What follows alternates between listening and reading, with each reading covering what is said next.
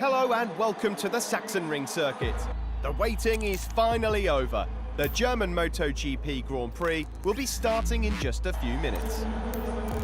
The weather is great and the temperature is perfect for racing, so we're just waiting to find out which riders have opted for hard tyres and which riders have opted for soft.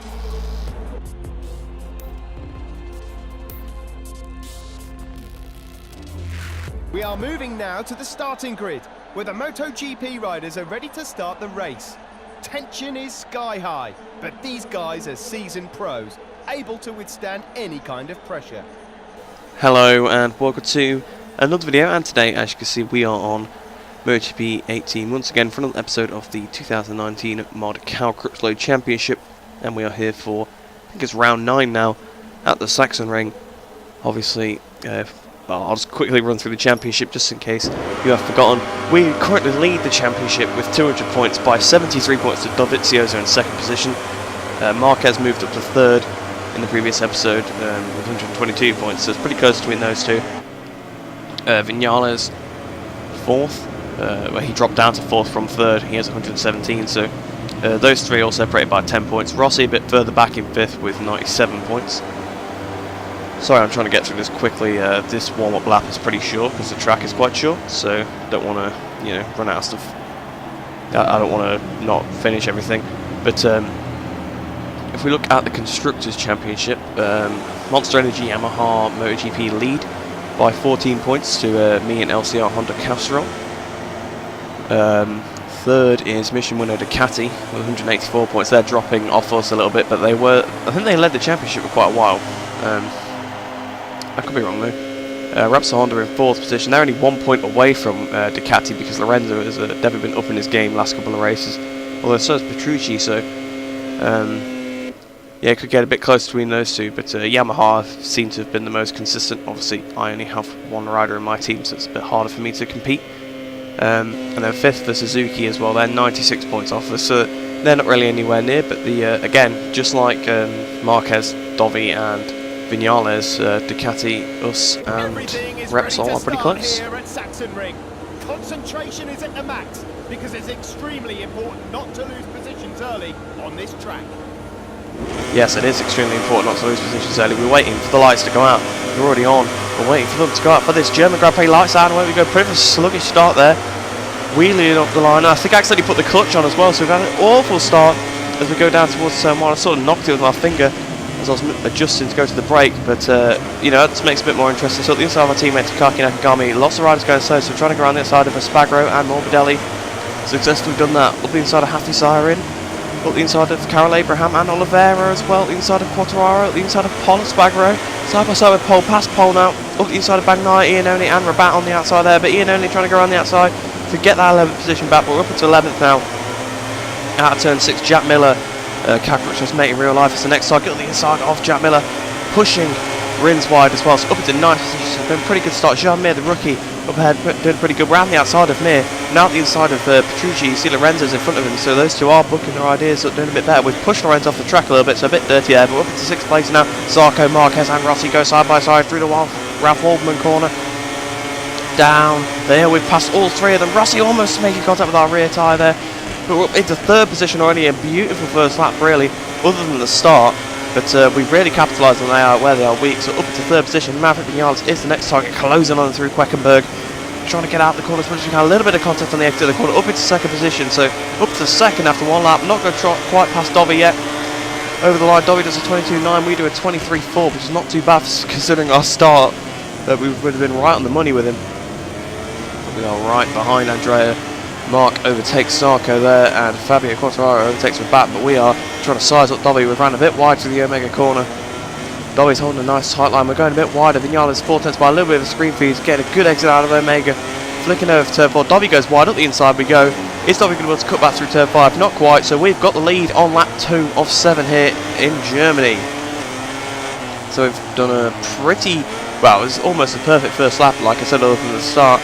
And then we sized them up pretty well. Braking nice and hard now for turn 8, a bit wide though, only 2/10 in front, so we're not completely out of the woods yet if Dovi can attack back, but Mir overtakes Petrucci now, and Rossi overtakes Marquez. So Rossi and Marquez having a bit of a battle, and Mir, you know, definitely being a good like rookie of the year candidate here by doing so well. We've now got a 6% lead ahead of Dovizioso into Saxon Curve. Our power out of Saxon Curve. We ran a little bit hot though, almost over the curve. Hafizahrin has a crash, which unfortunately I don't have a replay of because I forgot to get it. But yeah, so not very good there from the Malaysian, but don't think he was in the points anyway, so it's probably not too bad for him. But Morbidelli takes a Spagro, but we lead ahead of Dovi, Vinales, Rossi, Marquez, Zarco, Petrucci, Mir, Lorenzo and Miller. So Lorenzo has lost obviously position to Mir. I think Petrucci did as well, but Petrucci's got it back. Marquez and Rossi's having a nice scrap in 4th position here. We're running a bit wide.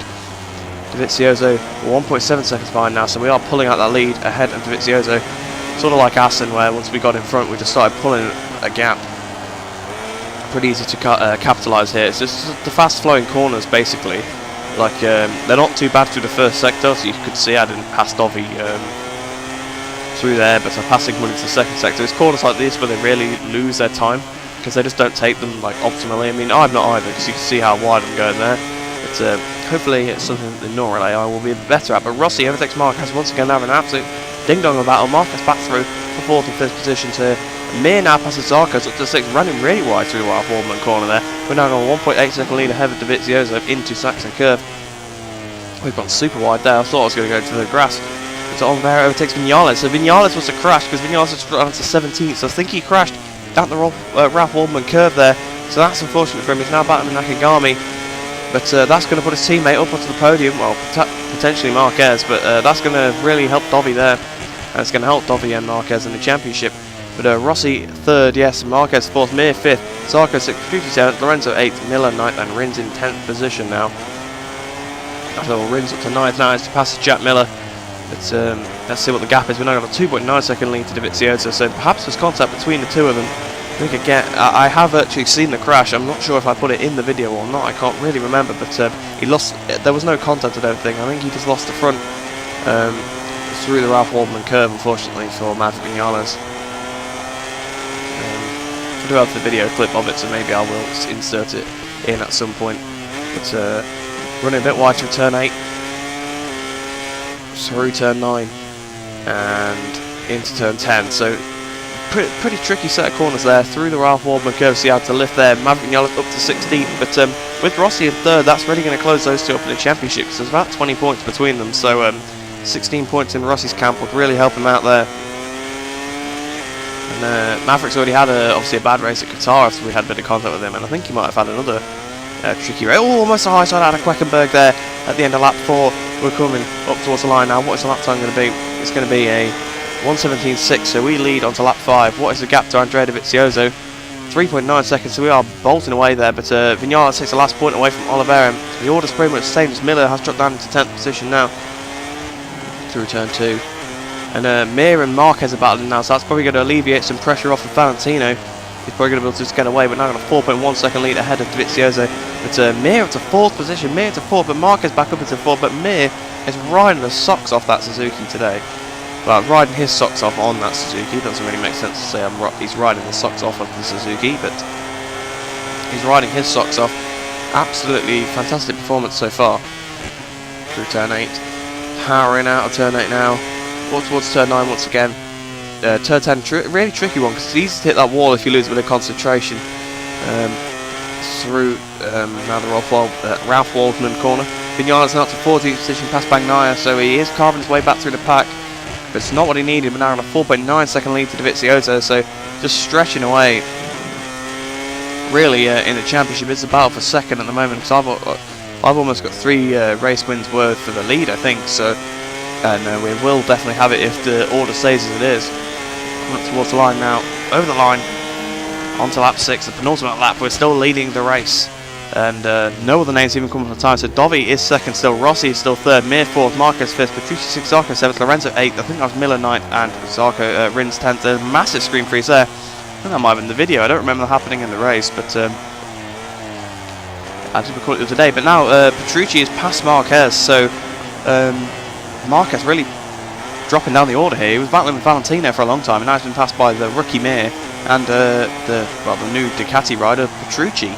So not a good race for Marquez. So that's going to be really helpful for Maverick because obviously Marquez was very close in the championship. So for that one, another crash. The other Tech 3 rider there, for Miguel Oliveira, has crashed as well. So not a good day for Hervé Poncharoll. He's not going to be very happy. Unfortunately, both of his riders have crashed during this race through the Ralph Waldman curve. Once again down the hill towards the Saxon curve for the penultimate time. Another tricky corner on the track, really. It's the Saxon curve. Turn 12. We've ran pretty wide going in.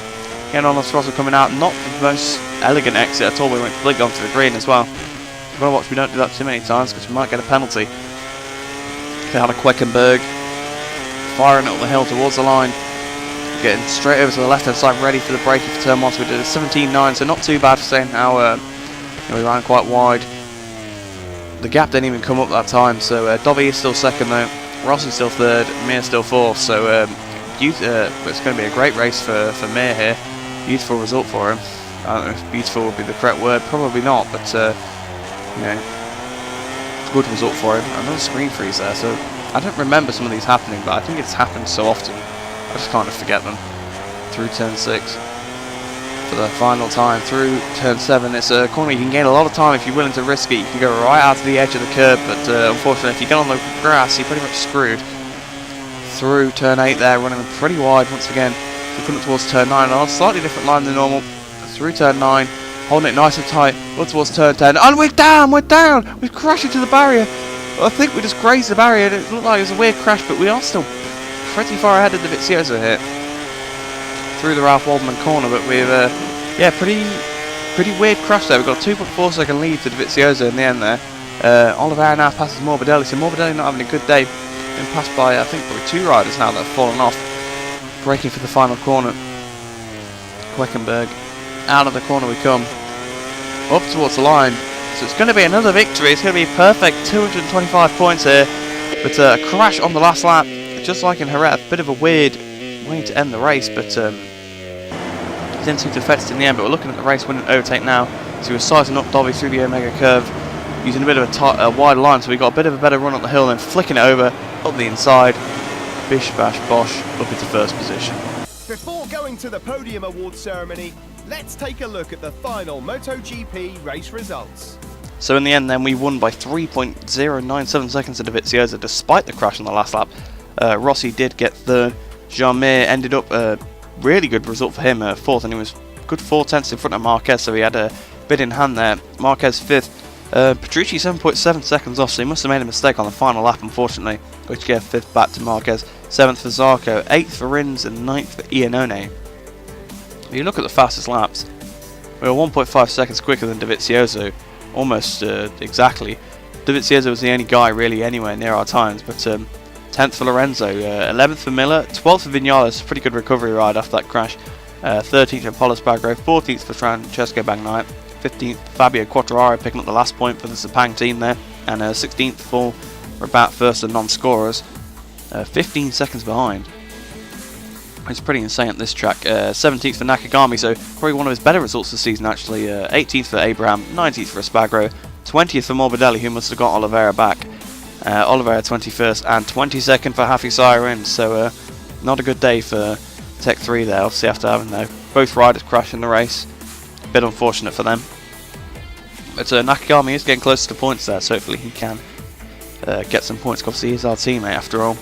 But we have extended our lead now to 78 points, so I was right, almost a race, 3 race wins worth coming into this, but now we've got over 3 race wins worth. Marquez stays third, 92 points down. Fourth for Vinales still. Rossi closes up to Vinales, 5th. Mir stays 6th, but he's extended his lead over, well, it's now Zarco. Zarco's moved up 2 positions. Lorenzo stays put in 8th. Petrucci's moved up 1, so I'm guessing Rins has probably moved down a couple of positions, but we will find out when we go on to the next page.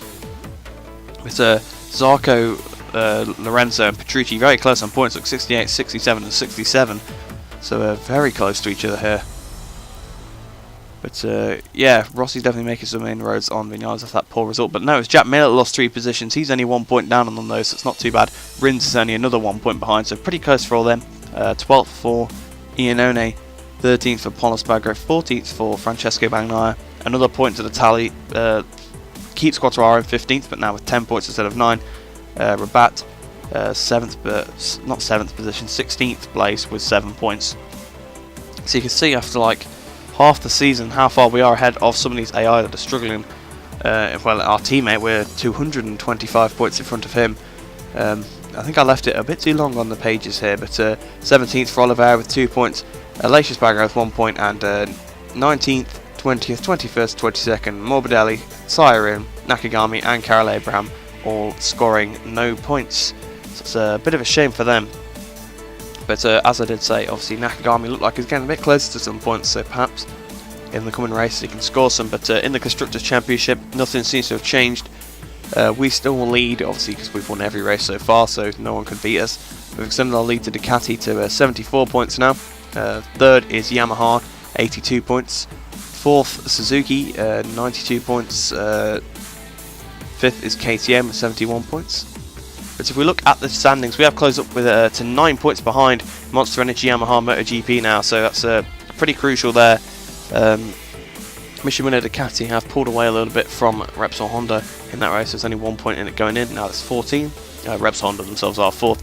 5th still for Suzuki, 6th for Red Bull KTM, who are almost past that 100 point threshold now, 7th for Alma Pramac Racing.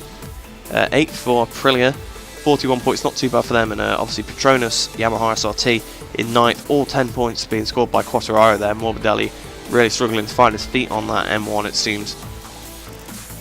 10th place for Rala Vintia Racing, 11th for Red Bull KTM Tech 3, and the only team to have not scored, LCR Idemitsu in 12th position. But I hope you have enjoyed this race. Hopefully it wasn't too boring. The crash at the end was a bit odd, but yeah, hope you liked the charge through the field. But I hope you enjoyed the rest of your day, and I shall see you in the next video.